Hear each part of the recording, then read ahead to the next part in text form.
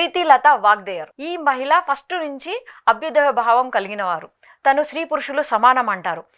Indian ఆర్మీలో స్త్రీలకు ప్రవేశం లేనప్పుడే అతి కష్టపడి తను ఇండియన్ ఆర్మీ శిక్షణ పొంది తనకంటూ ప్రత్యేక స్థానాన్ని సంపాదించుకున్నారు. యూరోపియన్ క్లబ్ అనే ఒక క్లబ్ పైన ఈమె దాడికి పన్నాగం వేసుకుంటారు. ఈమె కొందరు మహిళా అనుచరులు కలిసి. యూరోపియన్ క్లబ్ లో మహిళలకు ప్రవేశం ఉండదు, కేవలం పురుషులకు మాత్రమే ప్రవేశం ఉండేది.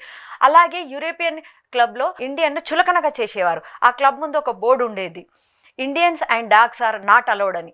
ఈమె పురుష వేషంలో ఈమె అనుచరుల పురుష వేషంలో క్లబ్లోకి ప్రవేశించి అక్కడ బ్రిటిషర్స్పై దాడికి దిగుతారు. కానీ దురదృష్టవశాత్తు అక్కడ బ్రిటిషర్స్ చాలా ఎక్కువ సంఖ్యలో ఉండడం వల్ల వీరందరు అనుచరులు వాళ్ళ బుల్లెట్లకు బలి అవుతారు. ఈమెకు కూడా ఒక బుల్లెట్ తగులుతుంది, ఈమె కూడా నేల కొరుగుతుంది. క్లబ్ నుండి పారిపోవడానికి వీలు లేదు. అలాగే ఆంగ్లేయులకు చిక్కడం ఇష్టం లేక ఆమె తన వెంట తెచ్చుకున్న సనైట్ మాత్రను మింగేసి తన ప్రాణాలు వదిలేస్తుంది. ఇలాంటి ఎంతో మంది వీర వనితలు ఉన్నారు మన దగ్గర.